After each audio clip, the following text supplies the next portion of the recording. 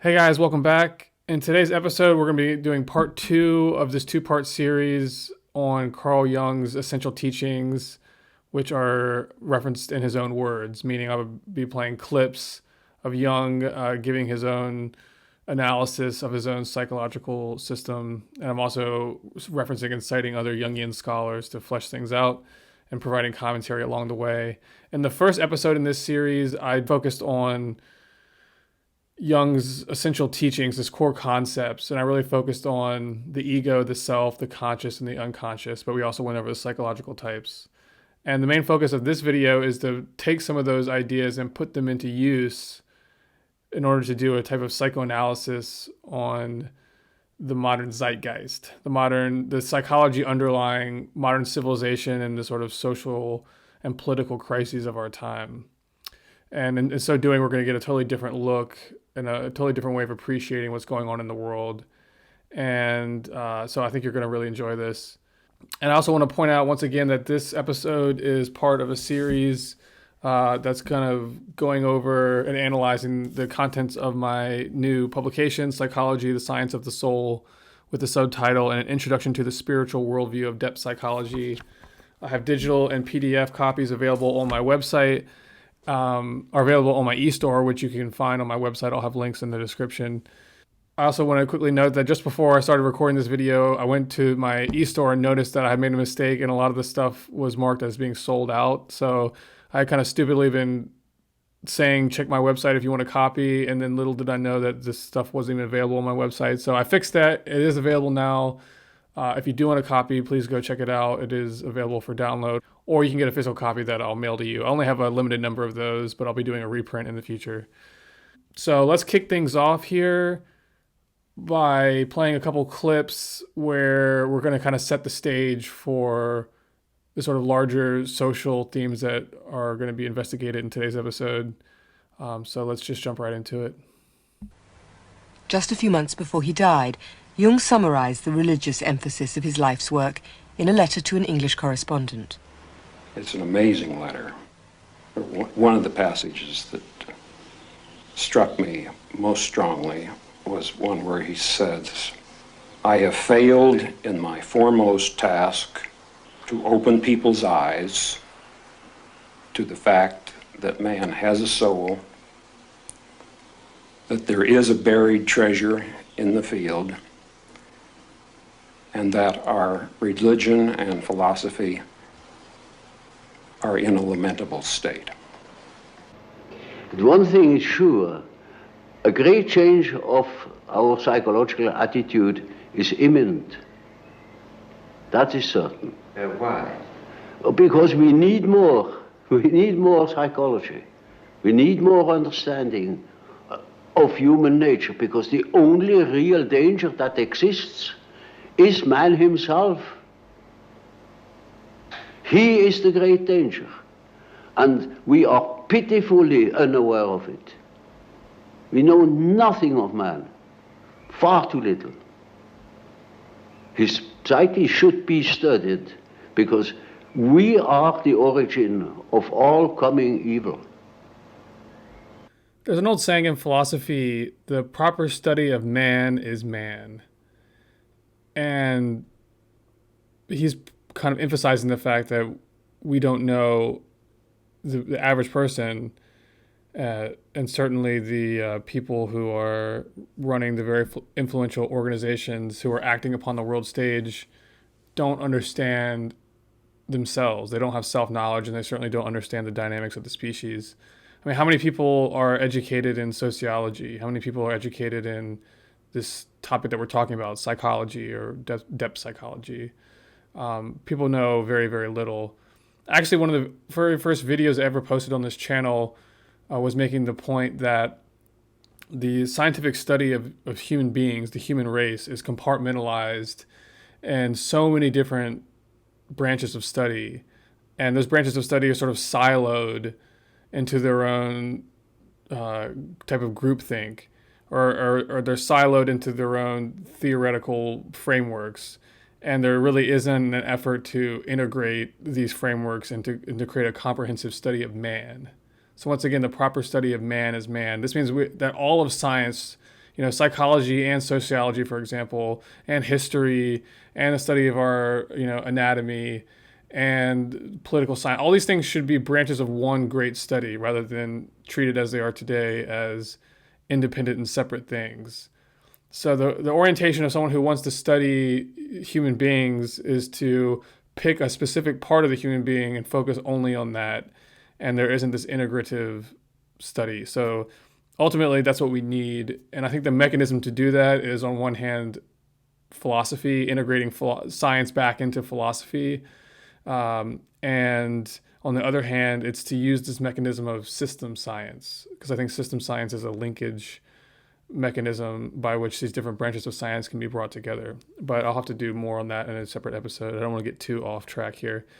I want to make another point that in philosophy, at least the teachings of Manly Hall, it states that evil is ignorance. So Jung here is stating that we're ignorant of ourselves, and this ignorance manifests as this type of evil in the world. And the manifestation of evil is people acting in ignorance.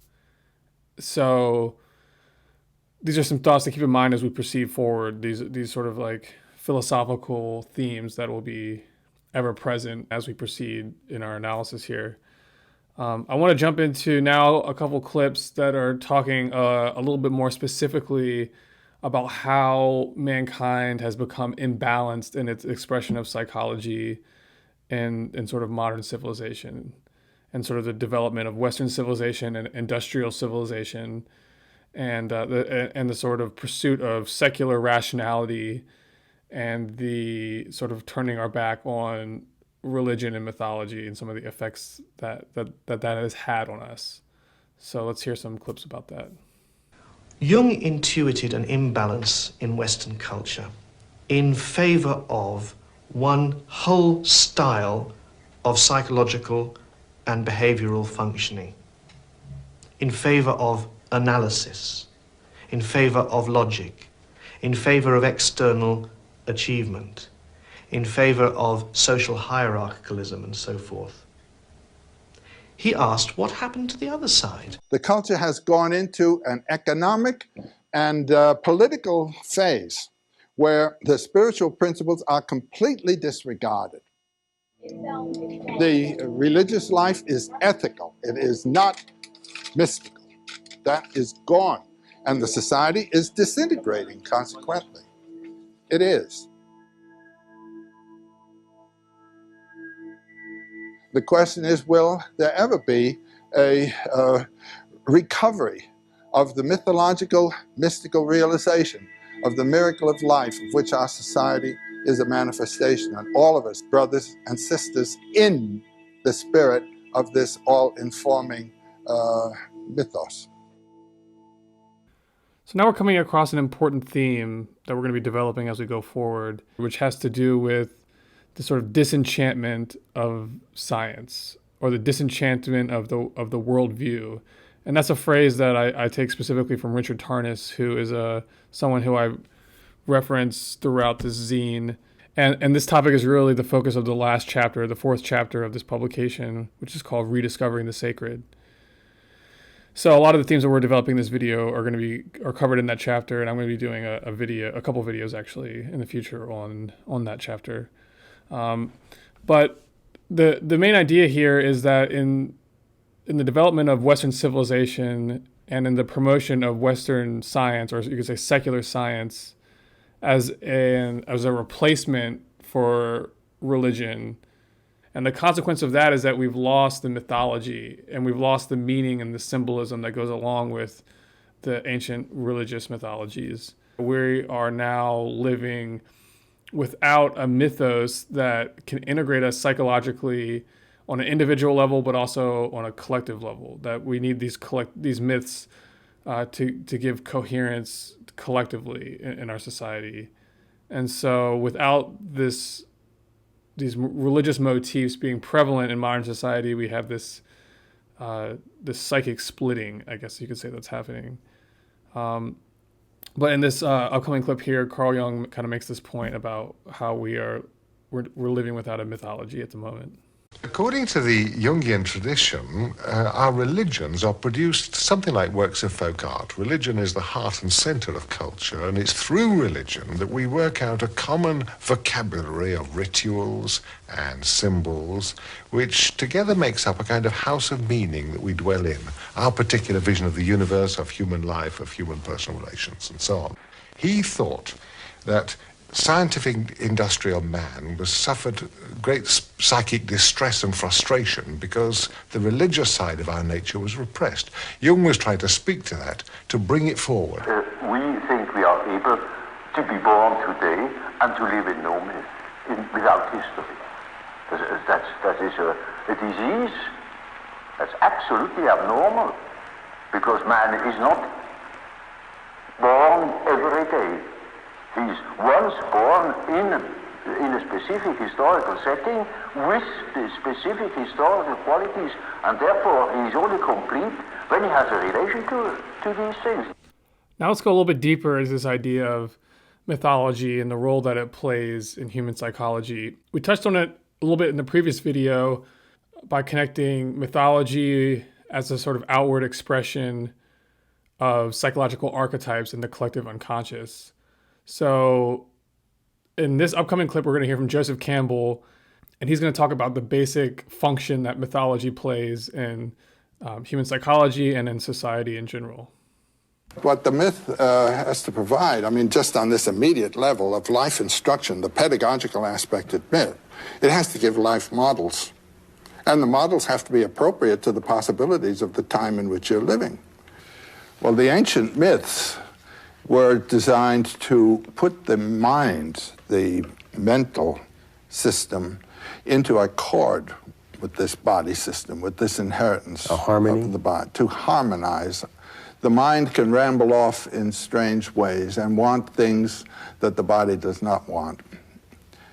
And the myths and rites were a means to put the mind in accord with the body and the way of life in accord with the way that nature dictates. The stages of a human development are the same today as they were in the ancient times. And the problem of a child brought up in a world of discipline, of obedience, and of his dependency on others has to be transcended when one comes to maturity, so that you are living now not in dependency, but with self-responsible authority. So as we can see, mythology plays a very important function in human psychology.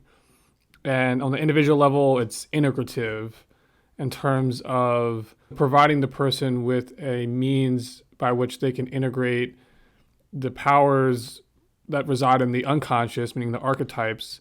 It gives them a outer form that you can engage with. And so the symbols and figures of a mythology you can identify with, and you can see themes that are acting upon you internally through these archetypes. You can see these themes as being played out in these archetypal myths of the mythology.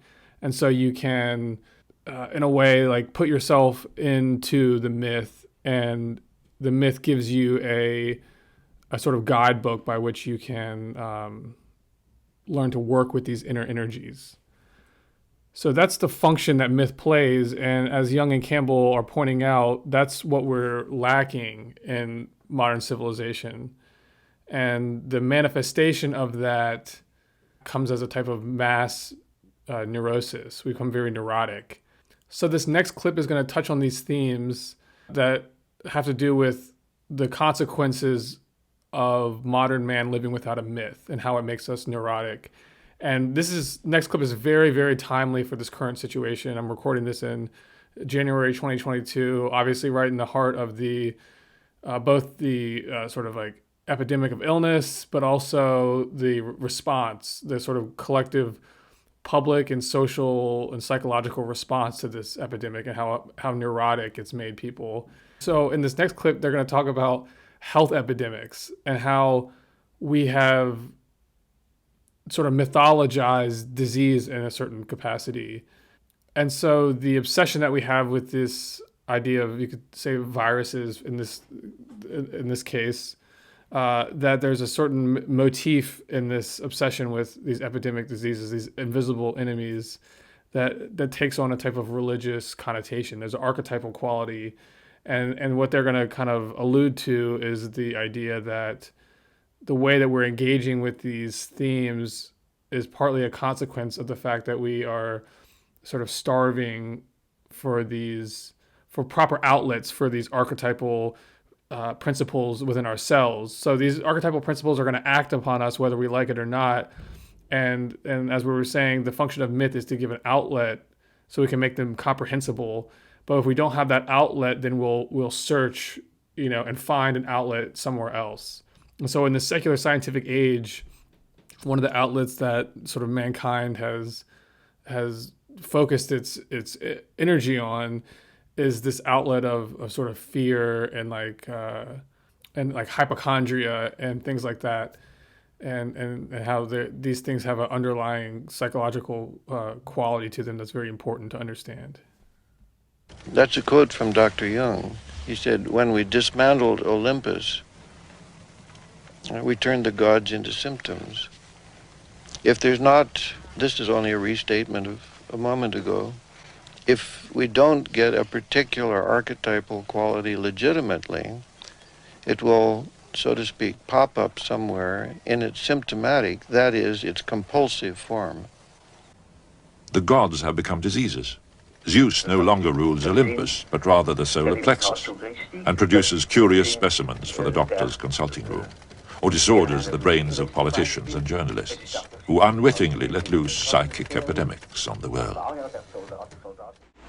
And now, today, we certainly fall into that hole and are confronted by the problems of the collective unconscious, which were then the same in 2,000 years ago, and we are not prepared to meet that problem. For instance, such phenomena as in Hitler or so, that's an archetypical phenomena, and we've got to understand these things.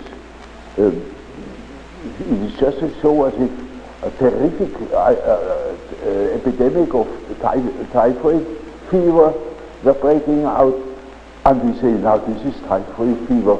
Isn't that a marvelous disease? It can take on enormous dimensions, and nobody knows anything about it. Nobody takes care of the water supply. Nobody thinks of examining the meat or something like that. So that's a very interesting quote to me, and it's so relevant for today, particularly with the debate of that's going on in terms of what's the actual cause of health epidemics. Is it viruses, or is it toxicity, or is it electromagnetic poisoning causing imbalances in the sort of electromagnetic field of the person? This is a real debate that's going on, although not so much in the public sphere, but it is going on in the health community. But one thing that isn't really factored in too much is the psychological underpinnings of this, and that's what we're trying to factor in here, is that and I think what Carl Jung is suggesting here is that, you can have an epidemic of something, and what our tendency is today is to look at this purely on this materialistic level, like there must be some material thing moving in and causing illness at a mass level, and that's sort of like the basis of the virus perspective, is that it has to be a material explanation. It must be a virus, or it must be a bacteria that's the source of all these sort of hidden epidemical diseases, and it's sort of that explanation in the monoculture of thinking that goes behind that a lot of the heterodox medical and health community is critiquing and trying to find alternate explanations.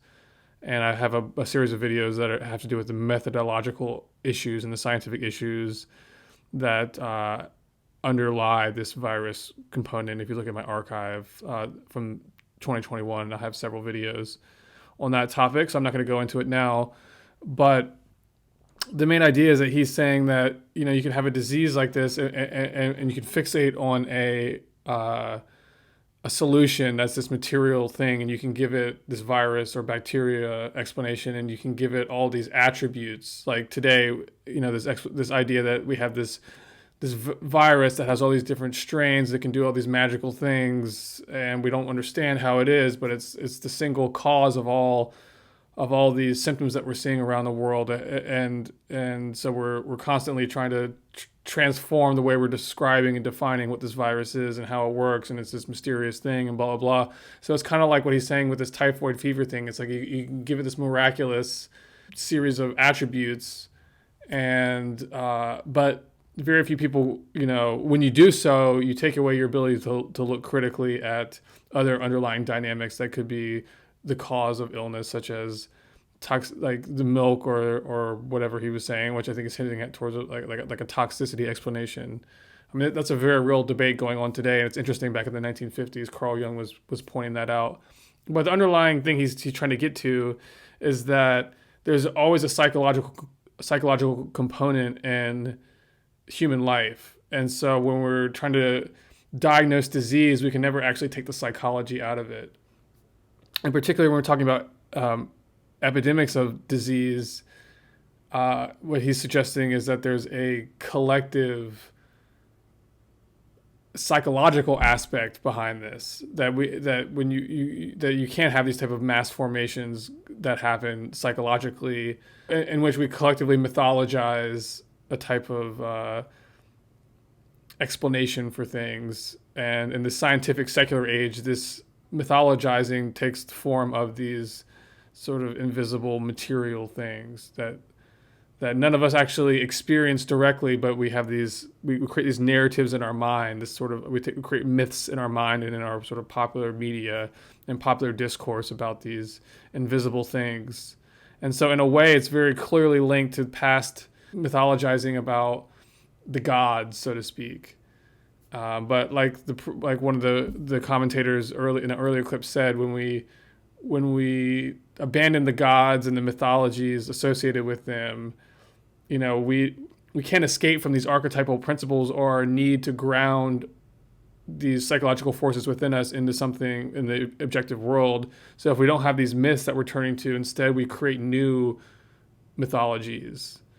And now I want to go into a couple aspects of Carl Jung's model of psychology that I didn't touch on in the previous video, but that are very relevant in terms of understanding how and why these sort of mass psychological imbalances can happen. And these have to do with the concept of the shadow and the persona.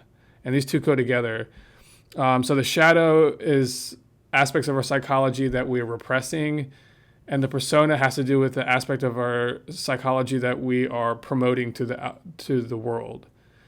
And so the aspects that we're promoting to others, our persona is very heavily correlated with the social milieu, the social zeitgeist, or the dynamics of the society that we're in. So society in mass will tend to promote certain traits, individual traits, and will sort of punish or frown upon other traits. And so in relation to this institutional environment that we exist in, this social environment, we will tailor our personality to fit in that context. And when we do that, we emphasize some aspects and we repress other aspects. And so the repressed aspects sort of metastasize into a shadow complex, and then the persona is sort of the inverse of that. And so we're going to be hearing from Carl Jung and also Joseph Campbell, and they're going to be giving their descriptions of these two terms, and then we're going to build off them as we go. Now, another concept or idea that seems to be a very interesting one in your work, at least as I see it, is the term or concept persona. The persona is partially the result of the demands society has. And on the other side, it is a compromise with what one likes to be, or as one likes to appear. So the persona is a certain complicated system of behavior which is partially dictated by society, and partially dictated by the expectations or the wishes one nurses oneself. Yes. Now, this is not the real personality. Now, in a traditional society, and the supreme example is traditional India, the individual is meant to identify with the persona. He is to live in terms of what is called the dharma, the duty system that is put upon him. And he is a Brahmin. He is a warrior. He is a merchant. He isn't playing the role. He is it. In our modern Western society, which has much more respect for the individual values and individuality, the person who identifies himself with his role, we call a stuffed shirt. You have to put the role off and put it on again. It's not part of you. The executive comes home in the evening and is met by the executive's wife. The executive plays ball with the executive's son for a little while. And then later in the night, the wife will have the privilege of going to bed with an executive. And this is the thorough stuffed shirt. I noticed with my patients, particularly with people that are in public life, that they have a certain way of presenting themselves. For instance, take the doctor. He has a certain way. For instance, he has good bedside manners, and he behaves as one expects a doctor behaves. He may even identify himself with it and believe that he is what he appears to be. Yes. He must appear in a certain form, unless people don't believe that he is a doctor. And so when he is a professor, he's also supposed to behave in a certain way so that it is plausible that he is a professor, you know. Now, such a performance, or say, the performance of the persona is quite all right, as long as you know that you are not identical with the way in which you appear. Yes. But if you are unconscious of this fact, then you get into sometimes very disagreeable conflicts. Namely, people can't help noticing that at home, for instance, you are quite different from what you appear to be in public. Yes. And people who don't know it stumble over it in the end. And the more that is pronounced, the more people are neurotic. Yes. They get neurotic because they have two different ways. They contradict themselves all the time, and in as much as they are unconscious of themselves, they don't know it. They think they're all one.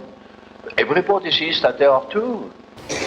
Not only are you in our society supposed simply to put the role on and put it off, but also you're supposed to develop your critical faculties. This is the function of ego, of which the Orient and traditional societies know nothing. The whole character of Oriental thinking is elimination of ego. By eliminating ego, annihilating the critical faculty, you identify with the role that the society has put upon you. So those were about the persona, and we're going to jump into the shadow here in a second. But Joseph Campbell makes an important point that I want to make a note of, and that has to do with the idea that the persona is tightly related to a person's relationship with society. And the ego, the development of the ego, which I think he's really referring to the development of one's individuality, is something that is part of modern society but was not part of traditional society. And so in traditional society, without the ego, the person lived in their persona. And that's sort of like the basis of the caste system. You become and you live and identify fully with your position in the caste system, and you become that. And so you act out that social role, and you identify completely with it. And sort of the trajectory of human evolution is to have the individual gradually learn how to differentiate themselves from the social role that they're playing. So that was kind of Joseph Campbell's point with that. And then what Carl Jung was saying is that people can fall into identifying fully with their social role and their persona. They can experience a type of psychic split where they're not, the full personality, which incorporates the conscious and the unconscious, cannot be denied. So if you're only identifying with the conscious role, the conscious persona, and living in that identity structure, then your unconscious elements will come out and influence your behavior, but you can be in a type of denial about it. And so that's what he means by, you think that you're one, but really you're two. That you have a type of split, you can develop a type of split personality by overemphasizing the persona and not integrating it with the fullness. And so this idea that you aren't integrated with the fullness of yourself results in the formation of these shadow complexes. And so that's what Joseph Campbell is going to talk about in this kind of short clip coming up. Knowledge of the unconscious is gained by the ego by way of projections. The unconscious, and this is something that is really serious, unconscious is unconscious. You don't know what's down there until you experience it by way of a projection. The shadow is the rejected, frightening aspect of your experience of life, which then gets projected onto people. It's the you that you are refusing to admit. It has terrifying, threatening qualities, but you must remember that it also encloses values, positive gold values, that you have not allowed to come into your life.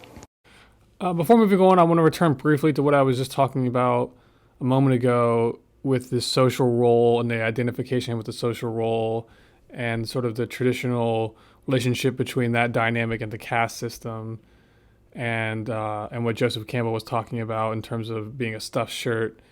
I want to play a clip from one of the interviews with Carl Jung that I found from the 1950s, in which the interviewer asks him about about his opinion on this sort of the kind of social model in which human beings are integrated into like a political or social machine.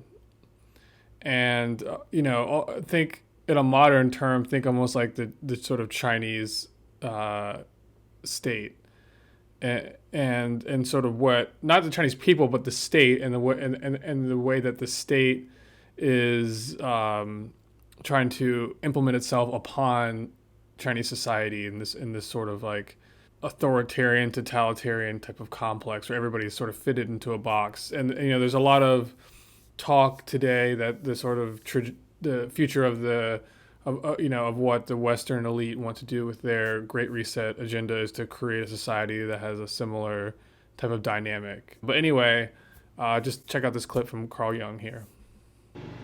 As the world becomes more technically efficient, it seems increasingly necessary for people to behave communally and collectively. Now, do you think it possible that the highest development of man may be to submerge his own individuality in a kind of collective consciousness?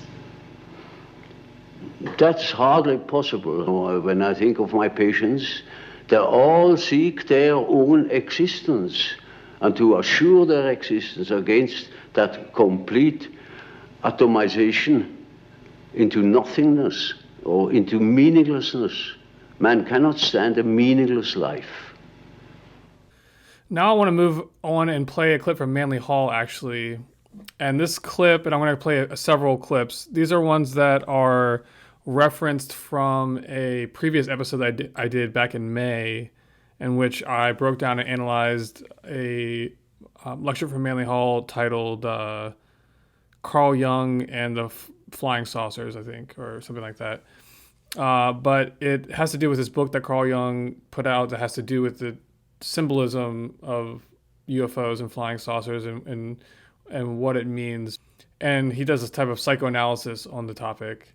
He's going to talk about this notion of collective psychology, the collective unconscious, and how the collective unconscious can cause mass psychological formations or mass psychological events. And this is relevant for today because I think in my diagnosis in chapter 3 of this book, I discuss drawing from Jung and Manly Hall and work from Richard Tarnas and Stanislav Grof, that what's happening today in the world is an archetypes acting on mankind and causing a mass shadow complex to develop. And this shadow complex results in these mass formations that have to do with this vaccine issue. That the vaccine issue has a type of symbolism behind it that is it's like mythologized in a certain way, kind of like what we're talking about with viruses and Jung was talking about with like typhoid fever. That there's a myth making involved with what's happening in the world today, and that we are responding to these events psychologically in a way that suggests a collective shadow catalyzation that's going on. So here's Manly Hall discussing collective psychological events. This brings us then to the next important factor of our problem. Up to the present time, we have generally thought of psychic experience as a rather personal, individual thing. Jung approaches the problem as to what might cause a collective attitude on a mystery. In other words, there are private problems which we must solve as private citizens. But there are also collective problems to which we react collectively. And this collectivity is, to Dr. Jung, an important key to something. This collectivity, in our case, depends somewhat upon the general situation of the world in which we live, just as surely as we may have an unpleasant domestic situation or children who give us unusual problems. So, as a collective group, we are now under a series of collective pressures. These pressures, for example, can represent what Dr. Jung points out as world cleavage at the moment. The world psychologically breaking up. The world psychologically dividing. Division is always a cause of apprehension in the natural life of man, because it means confusion, and confusion presents problems on various levels, and in almost every instance, confusion is overpowering to groups of persons. Thus, instead of an isolated person here and there coming under a psychic tension, more than 50% of our people is suffering from some form of psychic stress tension. Dr. Jung points out, therefore, that almost identical stimuli are now affecting vast groups of persons. And he also points out that this is the proper and natural cause for what might be termed mass hysteria. The presence of mass hysteria arising from common causes means that we now have hundreds of millions of persons under tension from identically the same type of pressure. In the individual, these pressures are specialized. the individual in his personal relationships with others is under pressure, therefore his reaction is highly individual. And another man in the same block under pressure will react differently because his personal pressures are of a different nature. But beneath these personal pressures, which cause an infinite variety of reactions, there are these mass or archetypal pressures, which are of tremendous intensity. This means that while we may react differently to the things that happen to us as persons, we may react with amazing similarity to things which happen subjectively or archetypally to vast groups. Our story then reveals changes within the archetypal psyche, collective and individual. The individual always existing within a collective, against the pressure of which he has not absolute immunity, only degrees of immunity, according to the development of his own interior personal potential. So it's interesting to compare the current climate with what he was just talking about. So there's these collective psychological motions that can happen, and they can take form, or they do take form, as these pressures. So you have an archetype and acting upon the collective as a mass collective psychological pressure, and that this mass pressure will affect each individual depending upon their own level of personal integration.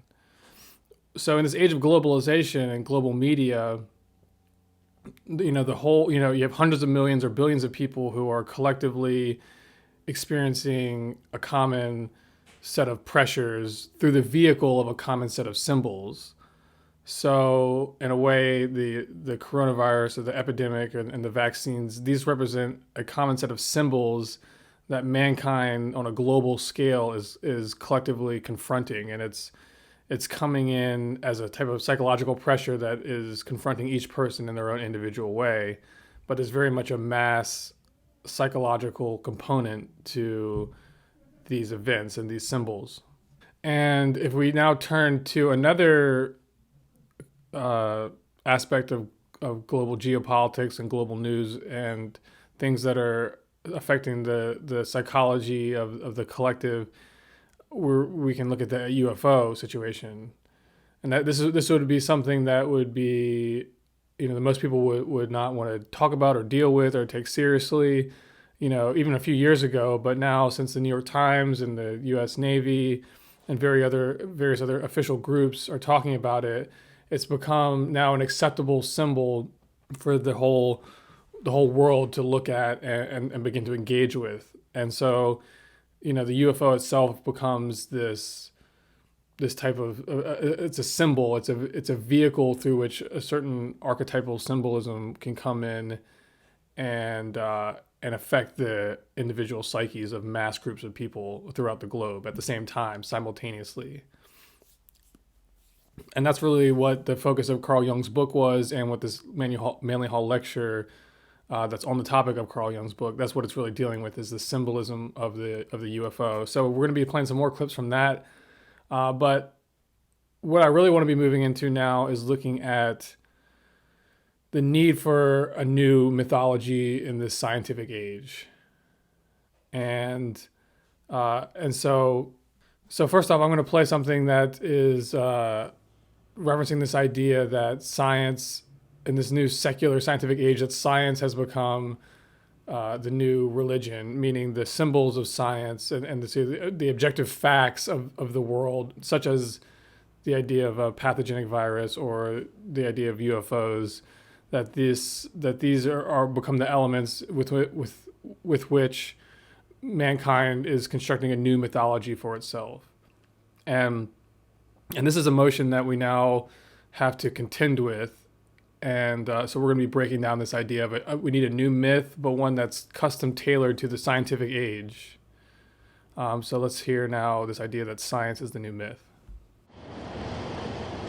Today, the idea that man does not have all the truths or all the answers seems commonplace. Jung looked to man's lost psychic origins to restore some balance.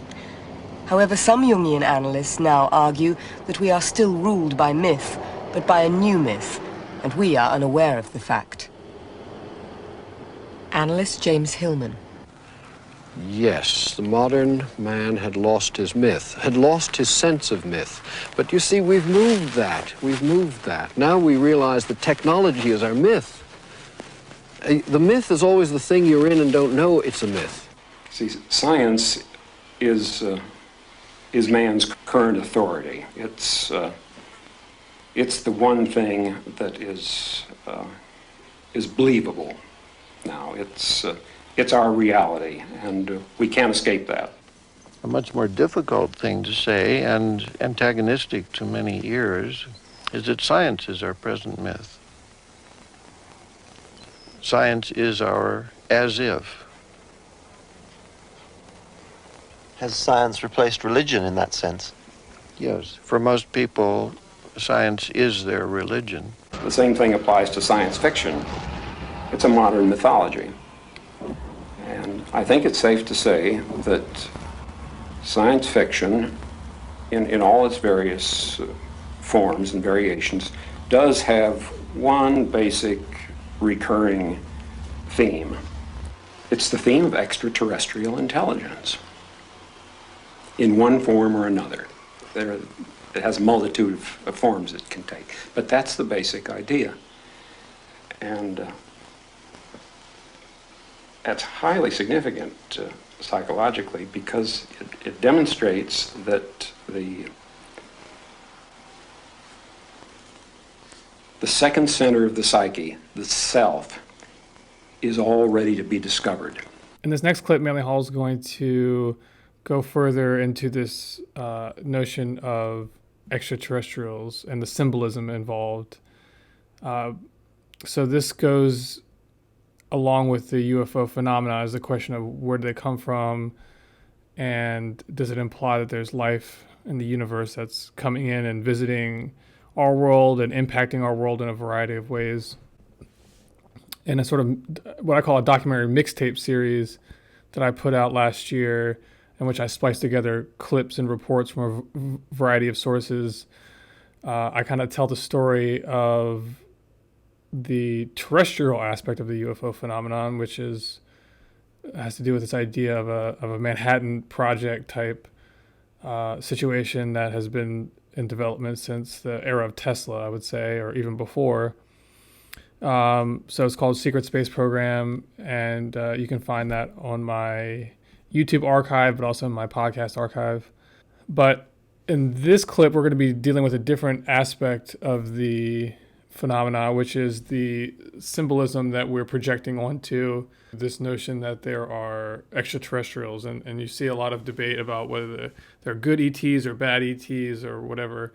And in psychology, factoring in the depth psychology perspective, there is this very interesting symbolism between this debate in which the ETs take on roles that formerly like spiritual entities would take on. But in this sort of secular age of science in which we deny the spirit aspect of the world and the idea that there are sages and saints, but also maybe sort of spiritual entities that are negatively polarized, that instead of these sort of old religious concepts and old philosophical concepts, the archetype of those patterns are now projected into this sort of secular materialistic realm in which these, alien entities from unknown, physical dimensions are visiting us and influencing, mankind from on high, having some sort of intercession in human affairs. So that's what Manly Hall is going to be talking about, is the symbolism of ET, and I think it's really interesting. Now, in the interpretation of flying saucer phenomena, we run across a number of diversified accounts. Some opinions are to the effect that we are being surveyed for possible invasion, that out of space some type of creature is going to arrive. Some are said to have arrived. measuring in size from about 20 inches up to about 20 feet. Some of them resemble human beings, some seem to be highly intellectualized octopi. But whatever they may be, they are supposed to be out looking us over. Now, what does man inevitably do? He measures instinctively and archetypally and comes up subconsciously with one of the most just thoughts he has ever had. Namely, if someone is looking us over, they are not going to see much. This is a very common thought. Also, if people from somewhere else are looking for a better world, this is not it. So there is one school of thought that insists that after taking a look around, these various recognizance flights depart to their own cause, deciding to wait a while or to give humanity additional millennia in which to ripen. There is this thought. Another group, dominated with a somewhat more fearful interpretation, suggests that perhaps some of our recent scientific experiments are known to those on other planets or stars, and that it looks so much as though we were going to blow ourselves up, and perhaps them also, that it might be wise to take a look around and see what could be done to prevent the common disaster. This is actually man's natural, subjective, archetypal thinking under an emergency. He therefore assumes that the occupant of the mysterious interspace vehicle has a mind like his, is reacting approximately as he reacts, and that, as in the case of ancient mythology, gods are men plus. That they have very much the same natures and constitutions, but they have more authority and power with which to do something about it. More intelligence, more native understanding, but of a kind similar to our own. Then there is another group that is quite convinced that on this mysterious aerial tramway we are going to be reached by beings of superior intelligence. And the reason we know that they are going to be superior is because they are going to be peaceful. Do you see the psychological content in our own thinking there? At the moment, our idea of superiority is arbitration of dispute without war. That is a goal. That is something we have not attained, but something we believe that an ex-superior may have attained, a deity or a power. That this power, whatever it is, appearing out of space, comes this time not with a sword, but with peace. Therefore, that the purpose is essentially to assist us. Here we have a more valid statement of man's natural theological insight. So I really love that breakdown of the symbolism involved with the way that humanity is engaging with the ET concept, and how there's certain religious motifs that are being projected onto the ET, and what those motifs tell us about ourselves. And we're going to be going deeper now into the dynamics underlying the UFO phenomena. And here Manly Hall is going to be talking about the psychological meaning of the UFO as a spinning circle or a spinning wheel. In this level of thinking, we will assume that something moves across the heavens. This something is for the most part described as a spherical or plate-like disk. This disk has been seen. There are records of it having been seen hundreds of years ago. Jung points this out. But he also points out that the whirling disk is not only a scientific symbol, but one of the oldest religious symbols of mankind, something we are inclined to overlook. In Indian mythology, in the wonderful story of the Bhagavad Gita, The deity Vishnu tells Arjuna, the prince of men, that when virtue fails upon the earth, I will come forth.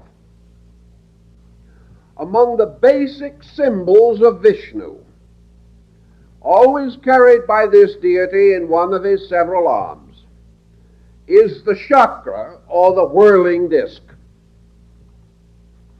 This whirling disc is also the Buddhist and Tibetan mandala or mandara, the symbol of whirling motion, and most of all, in all mythologies, the symbol of totality, of unity, and of completeness.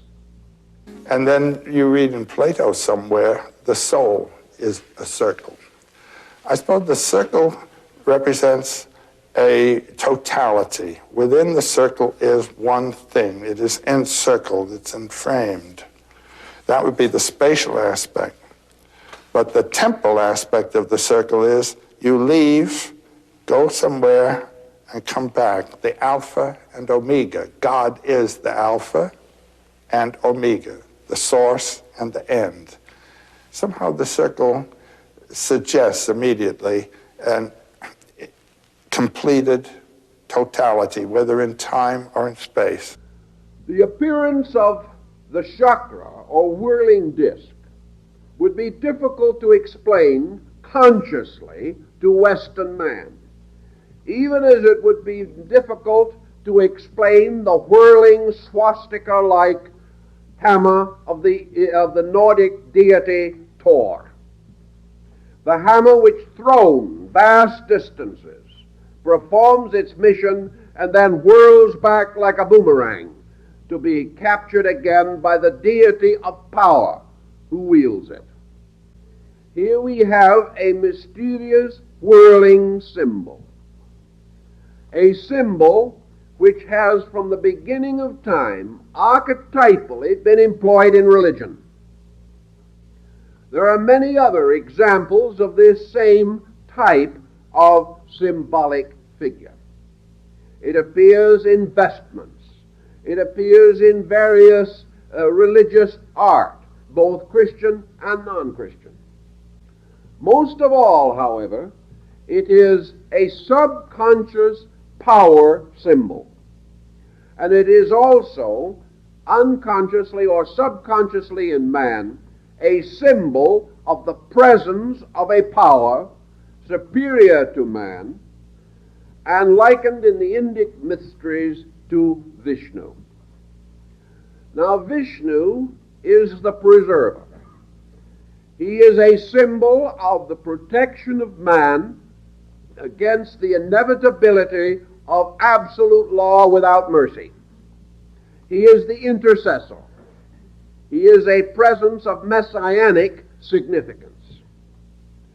In Buddhism, throughout ancient times, the belief in the advent of a new power of benevolence in the form of the celestial bodhisattva Maitreya has been recognized. In the last 50 years, throughout the Mahayana areas of Asia, where this type of Buddhism dominates, legends have been gathering that this deity was to come again and would come soon for the salvation of his people. That this Maitreya principle or symbol is also, therefore, the symbol of a deity coming in glory for the salvation of his people. All right, so let's go back and recap some of the ideas we were just going over. So a few clips ago, we heard about how science has become the medium in which the new mythology is being born or taking place. And then part of that is you can see this sort of myth-making happening in science fiction. And then going deeper into the symbolism of science fiction is the sort of like ubiquitous concept of extraterrestrial intelligence, which takes a variety of different forms. And this idea that there is an intelligence out there that affects Earth. There's a type of psychological theme that's involved with that is archetypal. And that one Jungian analyst was talking about how this is a signifier of eventually of the self, of this concept of the self as the sort of intelligence power outside of sort of material existence that can impress its will upon the world. And in Jungian psychology, of course, the self is like the apex archetype of the unconscious, the collective unconscious. And Manly Hall then revisits the same concept, but he focuses on the ET situation and looks at the symbolism of the way that we hypothesize extraterrestrials as the source of UFOs, and he looks at the different ways in which mankind has been considering this ET concept, and he looks at the archetypal symbolism involved.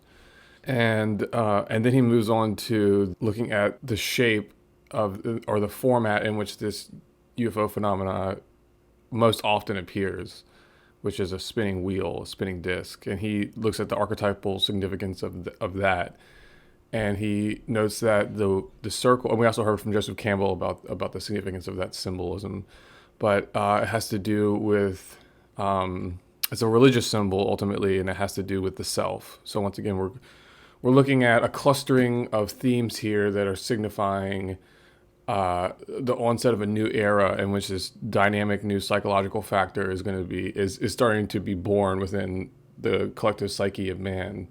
And so we're going to be continuously now looking at this interplay between science as the medium in which our new mythology is being born, and also these sort of new factors that are suggesting that the self, the concept of the self, which is ultimately has a religious connotation because the self in psychology is equivalent to God, how that is now moving into the psyche in a variety of ways. And a lot of the symbolism in which we've been engaging with this UFO/ET concept is suggesting that mankind is sort of grasping at these larger themes, these larger symbolic themes.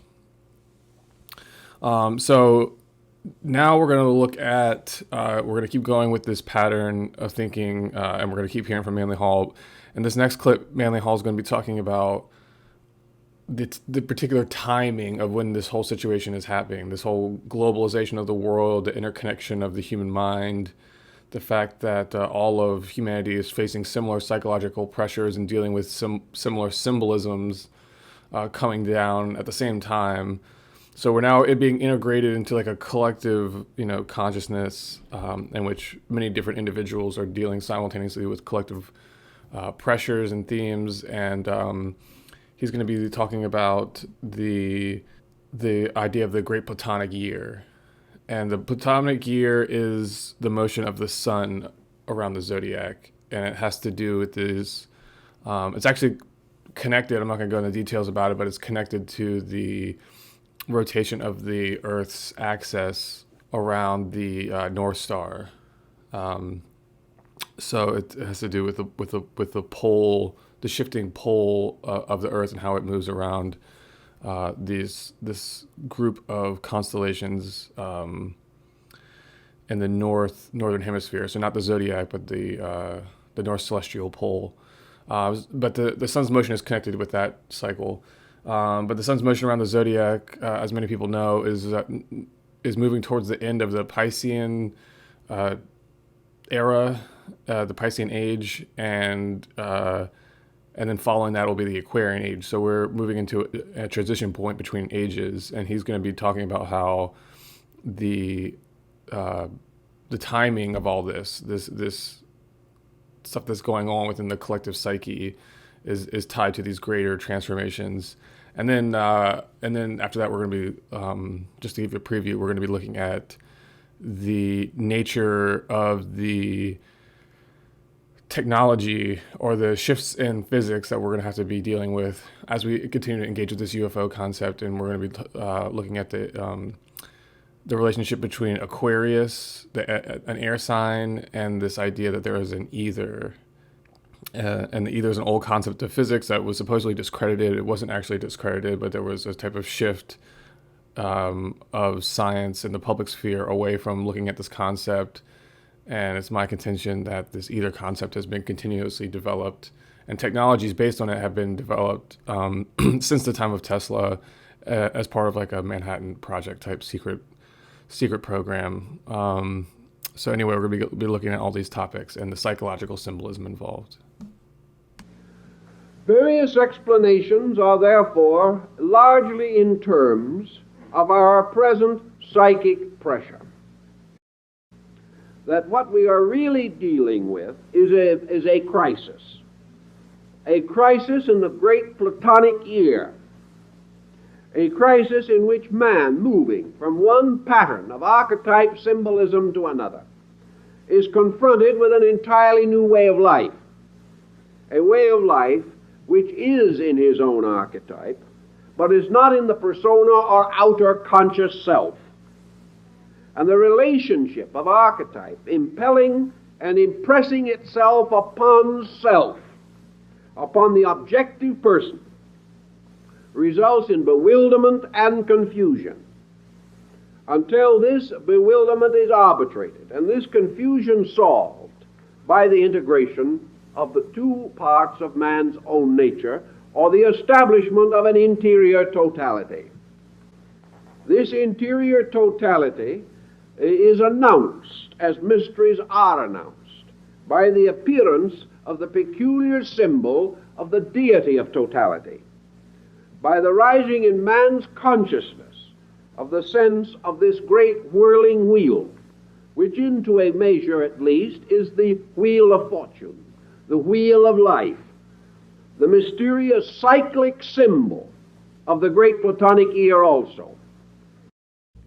That this phenomenon of the flying saucer should arise as the vernal equinox moves toward the Aquarian point, and that this consequently implies, as it did to the Egyptians, Greeks, and Romans, and also to many Asiatic peoples, a major motion of world consciousness, world pressure, and that this motion is from a water sign to an air sign, and that therefore the atmospheric mystery, the mystery of air, and that which is concealed within air, must become increasingly psychologically dominant for a period of more than 2,000 years to come.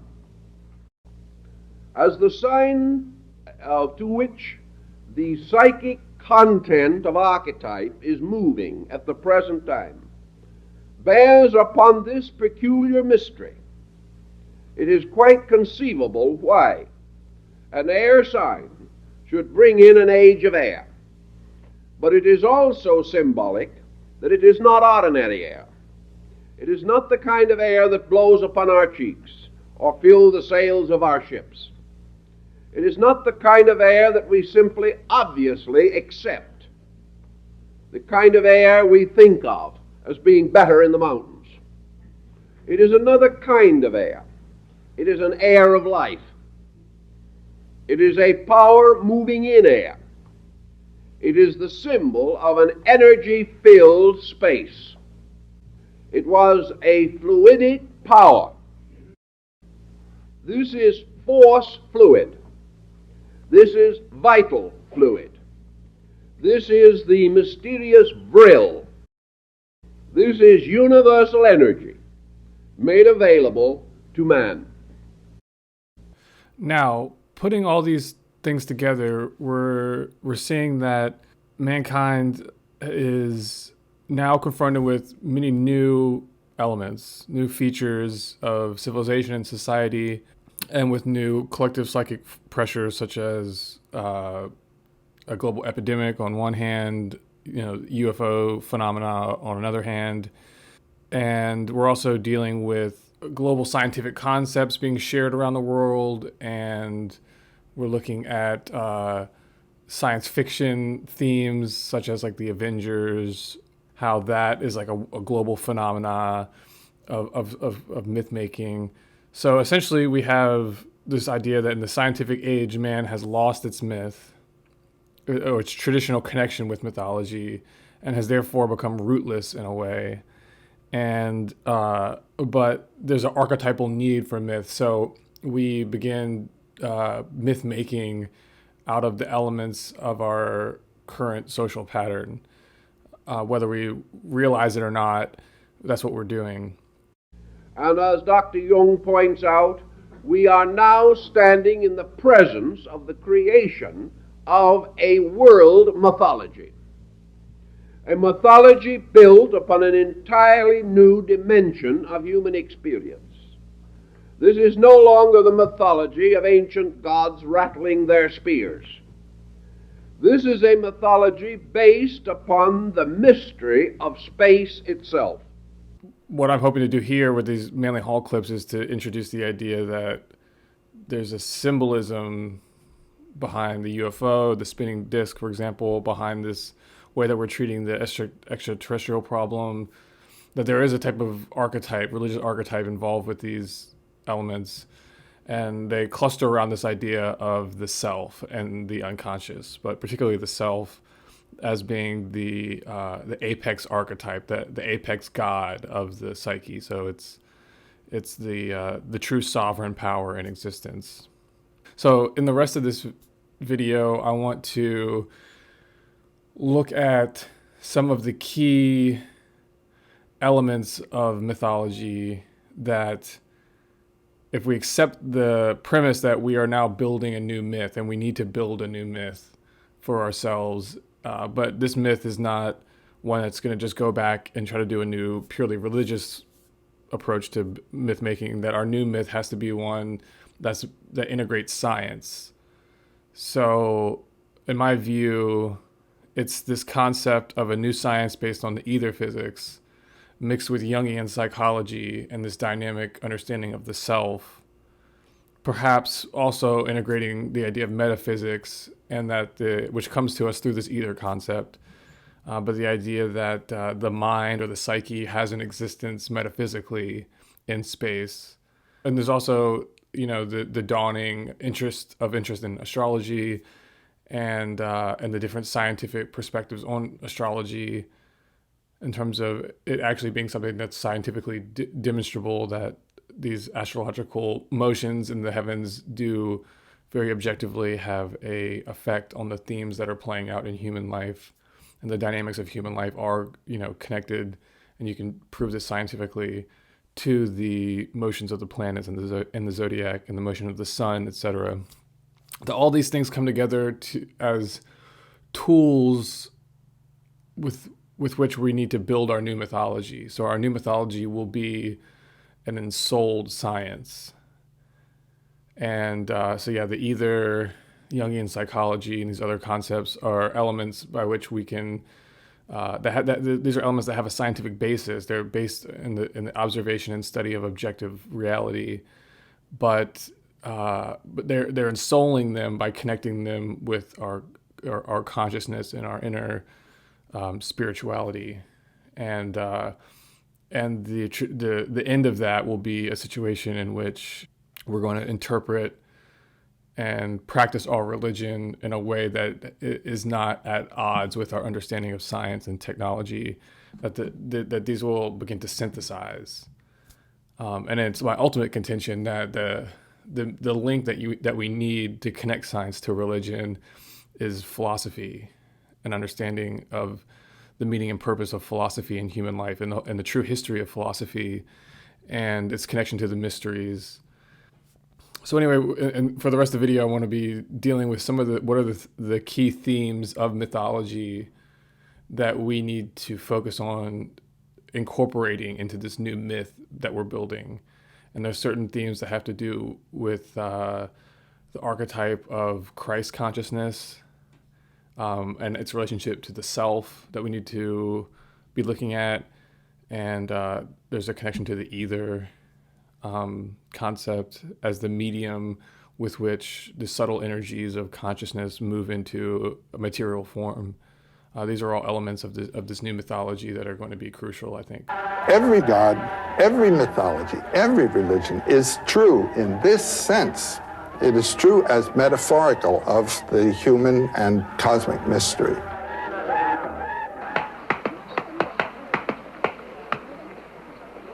There is an old story that is still good. The story of the quest, the spiritual quest. That is to say, to find the inward thing which you basically are. All of these symbols in mythology refer to you. Have you been reborn? Have you died to your animal nature and come to life as a human incarnation?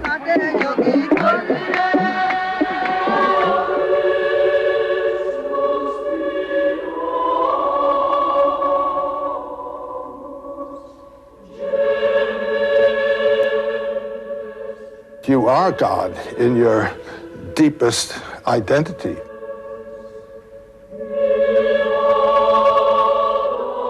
You are one with the transcendent.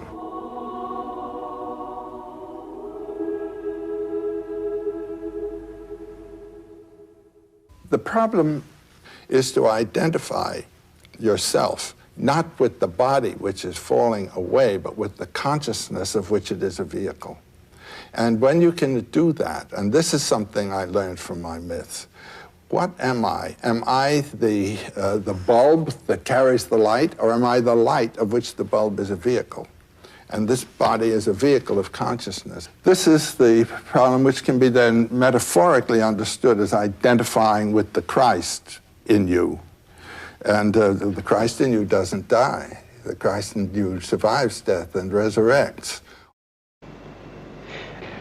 You have written one time and another some sentences which have surprised me a little about death. Now, in particular, I remember you've said that death is psychologically just as important as birth, and like it, it's an integral part of life. But surely it can't be like birth if it's an end, can it? Yes, if it's an end.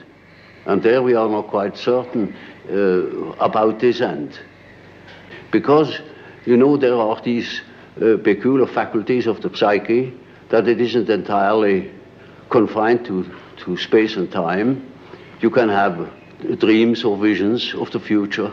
You can see round corners and such things. Only ignorance deny these facts. It's quite evident that they do exist and have existed always. Now, these facts show that the psyche, in part at least, is not dependent upon these confinements. And then what? When the psyche is not under that obligation to live in time and space alone, and obviously it doesn't, then to that extent the psyche is not submitted to those laws. And that means a practical continuation of life, of a sort of psychical existence beyond time and space. Do you yourself believe that death is probably the end, or do you believe that... Well, I can't say. You see, the word belief is a difficult thing for me. I don't believe. I must have a reason for a certain hypothesis. Either I know a thing, and when I know it, I don't need to believe it. If I don't allow myself, for instance, to believe a thing just for the sake of believing it. I can't believe it. But when there are sufficient reasons for a certain hypothesis, I shall accept these reasons, naturally, and should say, we have to reckon with the possibility of so-and-so. With respect to consciousness, our notion is that the brain is the source of consciousness, something of that sort. The traditional idea is that the brain is a function of consciousness. Consciousness is first, and the brain is an organ that encapsulates consciousness and focuses it in a certain direction, on the direction of time and space knowledge. Lunar consciousness, consciousness that dies as the moon does and is resurrected. I spoke of the serpent yesterday, cast its skin to be born again. So the serpent represents the power of life, energy, and consciousness to throw off death. But it is in the field of death. It's consciousness in the field of death, throwing off death and putting on new bodies. Reincarnation, and life has moved on. It's throwing off these bodies and putting on new. This is symbolic then of life energy and consciousness engaged in the field of time, the field of death and birth. Solar consciousness. The sun does not die. When it sets, it takes light with it. It does not carry death in itself. So this is consciousness disengaged from the field of time. It is as though the whole universe were a dream, dreamed by a single dreamer, in which all the dream characters dream too. And so all these dreams interlock. Well, this is an idea that comes up in India in what is known as the net of Indra. The universe is, as it were, a net of gems in which, in all the junctures of the net, at each of these there is a jewel. And each of the jewels reflects all the others. That's this idea of we're all particles of this great cycling dream. So again, what I'm trying to do here is to isolate the core concepts that we need to incorporate as a foundation of this new myth that we're making. So one of the key themes here is the relationship between the self and the ego. And so the self in this context, in terms of Christian mythology, can be associated with the Christ. And so the task for the ego consciousness, which is the consciousness that is centered on the individual person or within the individual person, is to reorient itself so that it's not focusing on itself, in which case the person's consciousness is egocentric, but the ego learns to look to the self for guidance and let the self be the sovereign ruler, and to operate and function, for the ego to operate and function in a way in which it obeys the will of the self, the higher self. And so a lot of these religious motifs from the past have to do with this basic balance between the self and the ego. So I want to continue with a couple more clips on this theme, just to nail it home with the idea that this understanding has to be the basis of this new myth that we're making for ourselves. So even though the terminology and the symbolism is going to come, as I was saying, through scientific terminology, that it's no longer going to be these figures, these archetypal figures, these mythological figures, that we're going to need to find a more objective form in which to describe these motifs. These motifs are nonetheless, and these themes are nonetheless things that are essential. And this idea of the self and the ego and the resurrection, death and resurrection of the ego in relation to the self. These are themes that have always been critical to mankind and will remain the critical features that we need to incorporate and find a new language to express in this new myth that we're building for ourselves. What do you think about Jesus? Jesus was a person who lived out of the Christhood of his nature. Now, according to the normal way of thinking about the Christian religion, we cannot identify with Jesus. We have to imitate Jesus, but to say, I am God, as Jesus said, is for us blasphemy. Mm-hmm. However, in the Thomas Gospel, Jesus says, he who drinks from my mouth will become as I am, and I shall be he. Wow, that's Buddhism. He's talking from the point of view of that being of beings, which we call the Christ, who is the being of all of us. And anyone who lives in relation to that is as Christ. And anyone who incarnates, or rather brings into his life the message of the word, is equivalent to Jesus. That's the sense there. We are all manifestations of Buddha consciousness, only don't know it. And the Buddha, the word means the one who waked up, bod, to wake, woke up to the fact that he was Buddha consciousness. And we are all to do that. To wake up to our Jesus within us. This is blasphemy in the normal way of thinking in Christianity, but it's the very essence of Gnosticism and of the Thomas Gospel. This is the condition of what in Buddhist tradition is known as the Bodhisattva. The one whose being sattva, is illumination. He knows that in the world, in the field of bondage, the eternal power plays. And so you have this formula of joyful participation in the sorrows of the world. You can't eliminate the sorrows of the world. Time involves sorrow. And if you're in the field of time, that is the experience of your carnal body. But that which is participating in this has another dimension, the eternal dimension, and it can joyfully affirm this. This is one way, and this is the way that Augustine, in one passage somewhere, and I've forgotten where it is, reads the crucifixion. Jesus came to the cross like a bridegroom to the bride. That's to say, you come voluntarily. Eternity participates voluntarily in the processes of time, which are of sorrow and death. And so he comes to the cross, which is the cross of life and time, voluntarily. And when you get that affirmative aspect, you've got a sense in Christianity that is heroic. The accent, however, has been on Christ's suffering and our sins having poured their weight upon his shoulders, and this poor, poor man, how he suffered for you. That's not it. There's the other crucifix of Christ triumphant, with his eyes open voluntarily on the cross, and that's where we all are. And when you can identify yourself with that myth, you're released. Do you see what I mean? When the ego is capable of that participation in the crucifixion, then you are in the imitatio Christi. You really are in the imitation of Christ. And you've achieved the goal, I would say, of the Christian message.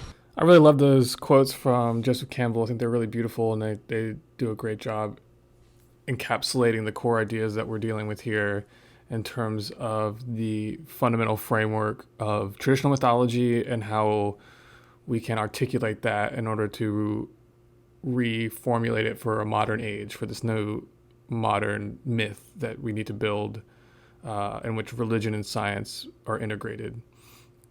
I have one more clip, and then I'm going to conclude things. In this last clip, we're going to be talking about Jung's concept of individuation. And so basically, individuation is this modern concept from Jungian psychology that describes the spiritual path, the method for integrating the ego or the bodily self with the higher self, or the, as we were talking about, the Christ consciousness. This path of releasing the light within, in Jungian terms, is given this concept of individuation.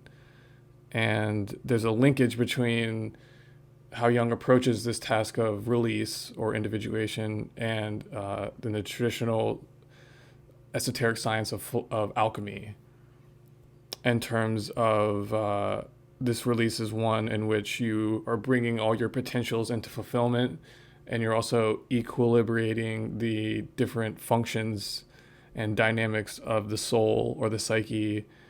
You're integrating these and bringing them into balance with each other. So there's a release and a balancing aspect that's involved with the task of individuation.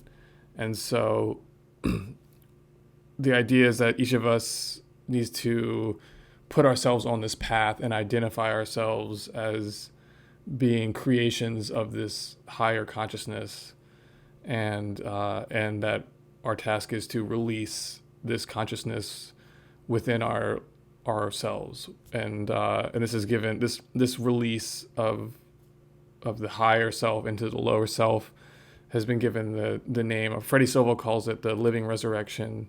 So Jung gives this the term individuation, this process. And so in this last clip, he's going to just give a very brief description of it. And he's going to give it the analogy that individuation is like the tree growing from the seed, and that each of us has this spiritual seed that was planted in the beginning of our individual life paths here on earth, and that through the course of many lifetimes we die and resurrect and do it over and over again as we gradually grow ourselves from the seed to the oak, to the tree.